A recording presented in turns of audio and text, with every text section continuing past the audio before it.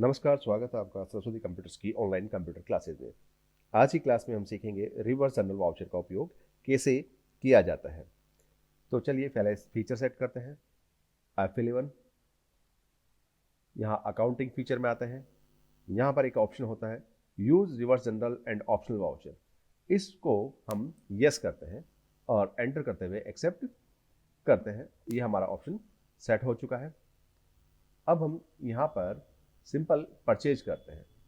F9 purchase, हमने हमारे supplier से परचेज की जींस 100 जींस 500 के अकॉर्डिंग हमने परचेज की।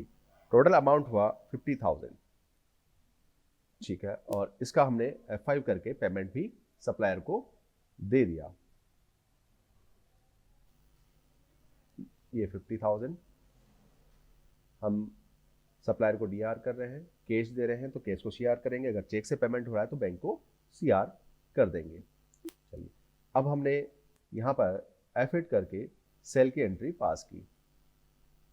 कस्टमर को सेल कर रहे हैं जींस 50 जींस हमने सेल आउट की है 800 के अकॉर्डिंग। ठीक है, इसको भी एक्सेप्ट करते हैं।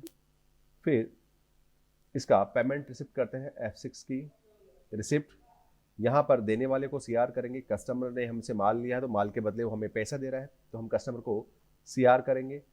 इसका टोटल बैलेंस 40,000, तो इसको हमने 40,000 से सीआर किया। अगर ये हमें कैश दे रहा है तो कैश डीआर हो जाएगा। अगर चेक दे रहा है तो बैंक डीआर हो जाएगा। चलिए, और ये हमने एक्सेप्ट कर लिया। अब इसके अदर क्या था कि कुछ ऐसे खर्चे होते हैं जो हमको मंथ एंड में देने होते हैं या नेक्स्ट मंथ देना होता है, तो उसको भी हम देखते हैं कि वो अमाउंट जो है उसको हटाने के बाद हमारे यहाँ पर प्रॉफिट लॉस में क्या इफेक्ट आता है। अभी हमें नेट प्रॉफिट शो हो रहा है, वो हो रहा है 50,000।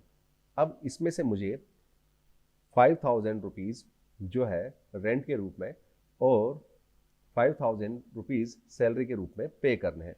उन दोनों को पे करने के बाद मेरे पास कितना अमाउंट बचेगा वो देखने के लिए हम यूज़ करते हैं रिवर्स जनरल ऑप्शनल वाउचर का। चलिए, इसके लिए हमको आना होता है अकाउंट्स इन्फो। यहाँ एक ऑप्शन होता है scenario.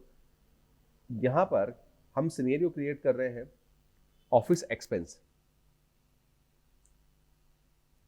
Office expense include actual, इसको यस रखना है। अब यहाँ टैली हमसे पूछ रही है कि किस वाउचर की एंट्री को इसके अंदर इंक्लूड किया जाए, तो यहाँ हम इसको रिवर्स जनरल जो वाउचर है उसके आल वाउचर को इंक्लूड करना चाह रहे हैं, एक्सक्लूड नहीं। यानी कि इसके अंदर जो एंट्री की जाए उसका अमाउंट इंक्लूड हो, और एंटर करते हुए इसको एक्सेप्ट कर लेते हैं।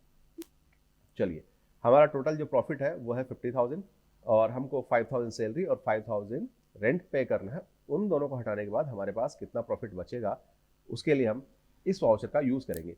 तो चलिए वापस से आते हैं अकाउंटिंग वाउचर। यहाँ एक ऑप्शन आता है रिवर्स जनरल। यहाँ F10 की प्रेस करेंगे या रिवर्स जनरल पे क्लिक करेंगे और यहाँ पर जो जो अमाउंट आपको देना है, सैलरी का देना है तो सैलरी को डीआर कर देंगे।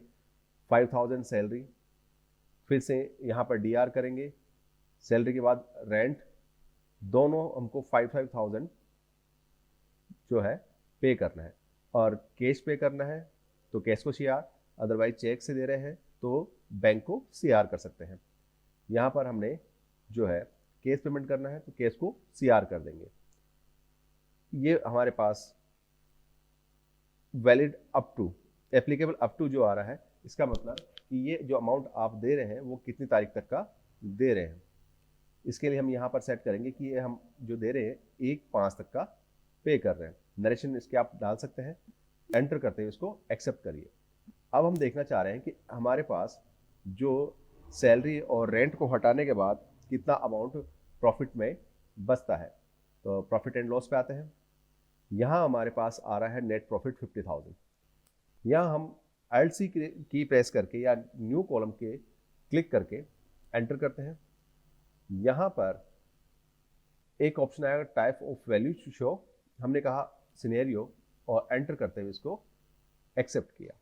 यहाँ पर देखेंगे एक्चुअल जो हमारा प्रॉफिट है वो है 50,000, लेकिन हमने जो पेमेंट करना है वो सैलरी का भी करना है और रेंट का भी करना है। उन दोनों को हटाने के बाद हमारे पास जो अमाउंट बचेगा वो बचेगा 5,000। ठीक है, वापस पीछे आते हैं। आज की क्लास में हमने सीखा टैली में रिवर्स जनरल वाउचर का यूज़ करना। अगर आपको वीडियो अच्छा लगा हो तो चैनल सब्सक्राइब करें, लाइक करें और कमेंट करें। Thank you.